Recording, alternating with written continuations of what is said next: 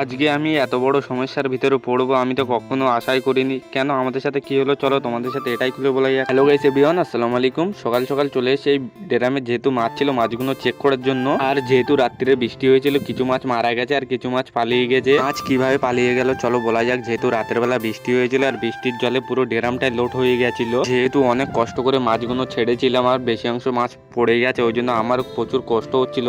মাথায় একটাই চিন্তা এলো, ওই জন্য সব ড্রামের পানিগুলো আমি আশিক আর রাকিবুল মিলে খালি করছিলাম। আর যেহেতু ড্রামে অনেকটাই পানি ছিল ওই জন্য শেষ করতে আমাদের অনেকটাই টাইম লেগে যায়। পরে পানিগুলোকে শুকনো করা হয়ে গেলে ফাইনালি আমরা বসে পড়লাম। আর দেখো এই অল্প কোটা মাছ নিয়ে আমার তো খুব টেনশন হচ্ছিল। আগামীকাল আমরা এই ড্রামে মাছ ছেড়েছিলাম প্রায় 50টার উপরে, আর আজকে এই কোটা পেলাম, আর তাতে একটা দুটো মাছ আরো মারা গেছে। যেহেতু মাছগুলো মারা গেছে মন খারাপ করে কিছু লাভ নেই, ওই জন্য আবারও মাছগুলো ড্রামে ছেড়ে দিলাম অল্প কিছু যা মাছ ছিল। পরে আমি গোসল করে যখন জানলার এখানে বসেছিলাম আর দেখতে পেলাম স্কুলের দুটো বাচ্চা ওই জানি না ওই গাছ থেকে কি সব পাড়ছে, ওটাই দেখছিলাম বসে বসে। বিকেলবেলা ঘুম থেকে উঠে দেখলাম আমার বাইকটা পুরো বৃষ্টির জলে ভিজে আছে। তাই আর কি চিন্তা ভাবনা হলো যে বাইকটা এখন ক্লিন করা দরকার, ওই জন্য বাইকটা এখানে ফটাফট করে ক্লিন করা স্টার্ট করে দিলাম। আর রাত হয়ে গেলে আমি আর আশিক চলে আসি ঘরের ভিতর গেম খেলা করার জন্য। আর ভালো লাগলে অবশ্যই তোমরা পেজটা ফলো করে দিও।